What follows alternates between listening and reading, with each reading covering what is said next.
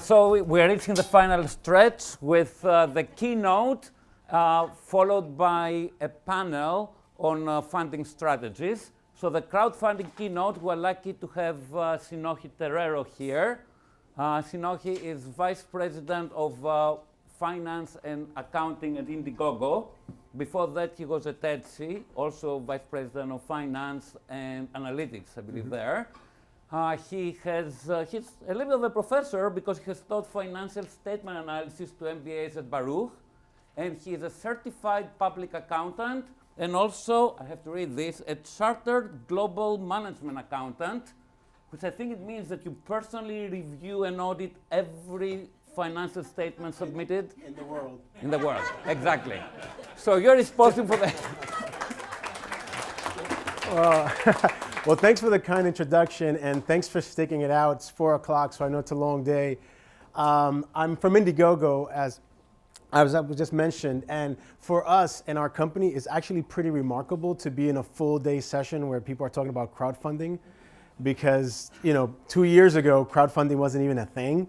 And when I think about kind of like the founders of Indiegogo and kind of like the struggles that they had putting the company together and putting the idea together, it's been a long time.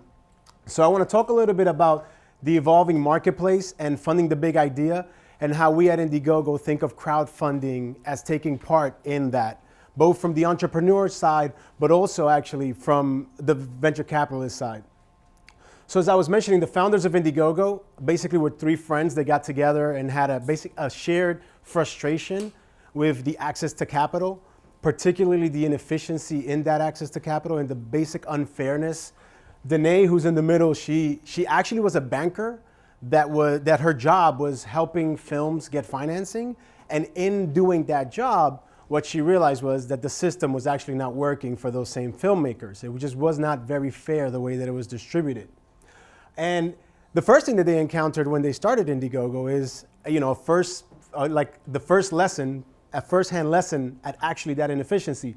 They were turned down by 92 VCs before they ever got any funding. And I'm talking seed, I'm saying before they got anything. So they bootstrapped the company for a very, very long time before any one of us in this room even knew what crowdfunding was. So that was basically the first lesson for them. But fast forward to 2014, and the company that they built, has a lot of impact globally. Indiegogo disperses and distributes millions of dollars a week to different kind of campaign owners, some that are entrepreneurs that are doing actual goods, other people that are doing cause-related things, artists, films, you name it. It's a pretty broad group of categories, and it is an open marketplace, right? At Indiegogo, we don't think of ourselves as actually being the judges of the idea. We let the crowd judge the idea, right? Because the crowd is really gonna know better than we, like if some of these things are really gonna come to fruition. And when you think about it, at the core, like a lot of ideas, when they are first introduced, sometimes don't make any sense, right? People are like, that cannot ever happen. Electricity, what are you talking about, right? And it takes like a leap of faith sometimes to bring those things to life, right? To bring those things to fruition. So for us, we very much care about checking the individuals to make sure that there's no fraud and stuff like that, but not about the ideas. We are an open marketplace, and we respect other marketplaces like our friends in Brooklyn, but we just have a different philosophy as to what we think is gonna be, the most empowering marketplace. We really believe that it's an open marketplace. And the thing that we first found, so now we've got crowdfunding, it's becoming a thing.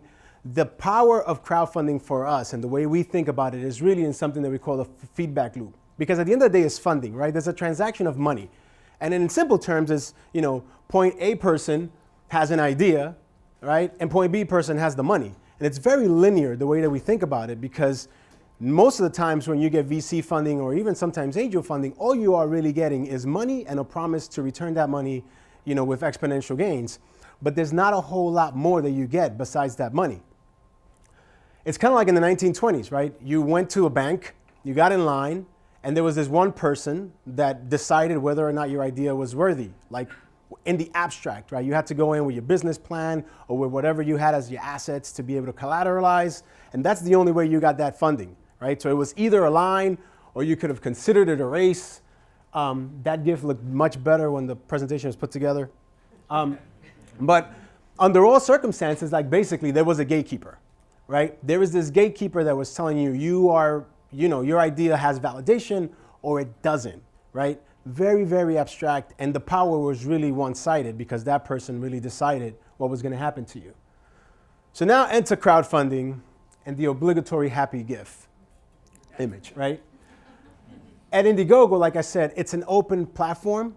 And what it does is it changes that paradigm from that linear interaction that was forever, the interaction that you had in funding, to something that we like to call a feedback loop, right?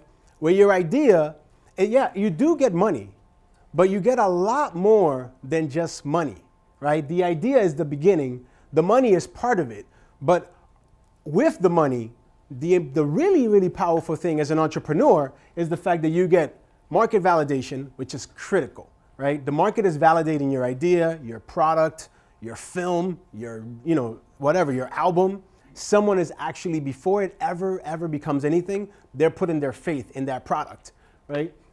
You also get to test your own marketing. Most campaigns are about 45 days, and in those 45 days, there are tons of iterations that the campaign owners make to the campaign to make it more successful. Everything from the copy to the image to the color. I mean, everything about the product is turned over and over again because it's a constant fight to try to keep up and to try to see how do you make it more appealing to the masses. You do get the capital, right? You get the extra promotion that the portal provides for you because afterwards it does become viral. There's this thing that the first quarter, you see how it happens, and then afterwards it takes off in many instances. And most importantly, I think the thing that you really, really get is the data. Now you know who are these people that somehow believe me in my product, but they don't even know me. Where are they from? What price points are they comfortable with? What colors do they like of the product, right? All of these things before you couldn't actually do. You were probably like manufacturing things and trying to figure it out with your marketing department and your designers and everyone doing their job in the abstract without actually ever talking to a customer. This really changes that as you're coming to market with a product. And additionally, then this is true, if you saw in the earlier slides, we have about every day 70 countries fund something on Indiegogo. Now you have this open gateway to the world to say, hey, I have this product. And I'm gonna go through some market validation examples, one of them which is very international. But there's this thing now, I have this product, and globally people can be exposed to your product, to your marketing, to your coloring, to your market validation, to everything that you've done, right? You're seeing, is my product global? Do people care about it? Where are they caring about it? Should I try to do things that adhere more to a more global audience? All of those things now happen real time. No longer do you have to wait, process, put something to market, and then keep a bunch of inventory because you didn't actually understand that people in Europe didn't they didn't wear blue in spring or something like that. So market validation, right? So we're big on market validation, particularly in our hardware space. The Scan-to-Do Scout is literally a tricorder, kind of like out of Star Trek. It is a medical device that scans your vital signs and tells you automatically, what is your heart rate? What is your blood pressure? What is your, what's your temperature, right? Now, when you think about it, in the abstract, someone would have told you that this was coming to market and you would have probably not funded it, right? Because it just sounds kind of out there. But this is a really, really successful. They put a campaign, their goal was to reach $100,000. They raised $1.7 million, and then afterwards went on to raise an actual round of venture capital, right? So now the market has validated this product, right? Now the venture capitalists, Mandy, are now hey, I love it. Before they were I don't know about it, right? Because it wasn't validated. This is another example that's very different, right? So Knixwear is a Canadian company that made intimate apparel. They made lingerie, right? And what they did was they put a campaign to see, are people interested in this intimate apparel, in this lingerie? And they were able to raise $60,000 and have 2,000 different variations and colors and sizes and all this good stuff. Well, then afterwards, Hudson Bay, a Canadian company, took note, and then now they're gonna put this line in their stores. So just a different spin. And then lastly, to the global aspect of it, right? Airtame is a company that just finished raising $1.3 million on the site. They were actually voted the best startup in CES 14, and they're out of Denmark, right? So now these guys in Denmark are able to like put something on the market and figure out if there's a market for it. Again, continue to iterate their product, figure it out, find that there is really a big audience for them, and they were able to raise $1.3 million on our site. The next logical thing is that they will raise X amount of $1 million of venture capital. That's been pretty consistent. When you see these kind of campaigns that are this successful, it follows with venture capital. But now I'm going to give you a story of how this makes that venture capital round a little bit different and really empowering to the entrepreneur, right? Because there is a role of the VC, right? They're not all bad, right? There's a role for the VC in this, for us entrepreneurs, and there's an important role. I'm going to give you the story of Canary. Now, Canary is a security system. They're actually out of New York. Has anyone heard of them? So they're actually out of New York. They do some really, really cool security, like home security. And basically, they raised $2 million on Indiegogo, right? They put their idea, they raised $2 million. Their goal was $100,000. They didn't want to do crowdfunding. Like, they did not. That wasn't their thing. They were not going to do crowdfunding. They were basically forced to do crowdfunding. And good for them, right? Because normally, and I'm going to walk you through their process, right? So they had an idea, right? They did their prototype. They knew they were onto something, right? And normally, as entrepreneurs, the next logical step is, well, you go try to get some VC funding, right? You have an idea. It's been validated. The VCs are where we normally would go to, whether we want to call them angels or whatever. If the VCs like you, right now, they've validated that one person or group of people, very small group, has validated your idea and said, whoa, you know what, you're going to get offer letters. In their case, they did. They got offer letters, a few. The problem with the offer letters that they got was that it wasn't enough money, right? So the founder, loved the fact that he got the offer letters. And normally in the past, before crowdfunding, you would have probably had to take the highest bid of those poor bids, right? That what he ended up doing was saying, okay, you know what? I'm not going to accept any of these bids, right? I'm going to try a different route for my product because I feel that this is too low, right? So what he did was he went ahead, he went on Indiegogo, and then the crowd started reacting because it's a great product. He knew it. The venture capitalists knew it. They were just off on price, right? But now there's buzz. Now this company is generating all this stuff, right? So what's the next thing that happens is something really remarkable. Those same VCs that said no to his original request, one of them actually called like an advisor and said, hey, what is the bank account number for Canary? And they went ahead and wired the money and sent them an email saying, hey, we wired the money per our agreement. And the guys were like, wait a minute, no. Like, this has changed drastically. Those terms are no longer the terms under which we're going to raise money. That's not going to happen. So obviously they returned the money and then ended up making $2 million on Indiegogo. And then afterward, what happened was they actually went out and got $10 million of venture capital money, but now on their terms, right? So the cycle is a little different now. These guys are more empowered. And to be honest, it actually helps the venture capitalists a lot too, because now they have validation too. They're taking less risk. Of course, this is not the case for every single product, and it's not the case for every single campaign that does crowdfunding. But if you're doing a product that is a tangible product and you want to get market validation and you want to give the VCs comfort, what better way than to say thousands of complete strangers that have never seen this product are willing to pay money for it right now, right? And I need $10 million to actually make it happen now, right? So the paradigm has really changed, and we do feel that it really empowers both sides of the equation.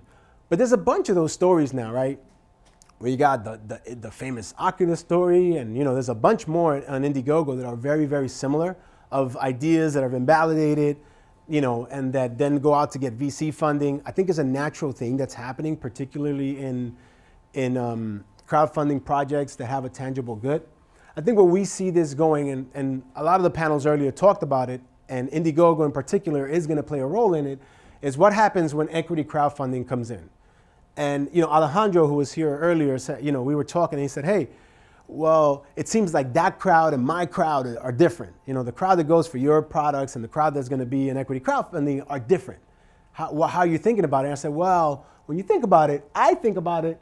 Well, first of all, we gotta have to understand that equity crowdfunding and Title III and the Jobs Act right now is a work in progress, and it's going to take a very long time for this to work efficiently. In my opinion, it's going to take years, right? The SEC and the government, God bless them, but they're going to make it really, really hard for a very, very long time, and it's going to take a lot of changes and iterations and pushes for that to happen, right? Nonetheless, we're really believers that this is the future, and one of the ways we think about it is what I call the story of the future lemonade entrepreneur, right? So at Indiegogo right now, what you have is, well, you have this right now. You have idea to platform to people to the lemonade, right? I love the flavors of the lemonade. We're gonna get it. And right now, that's the transaction that happens. It's very much like just for the product itself. But what we found, particularly in Oculus and in Facebook, where there's a crowd of people that actually supports your product, and then you go out, turn around and make a bunch of money, those people actually feel cheated because they believed in you when no one else did, right? This is gonna give you, or the entrepreneur, the chance to say, okay, you believed in my lemonade, now if you believe in my company, you get a chance to actually participate in that same company and actually be a participant in the upside of the equity side of this great company that's gonna be billions of dollars in the future.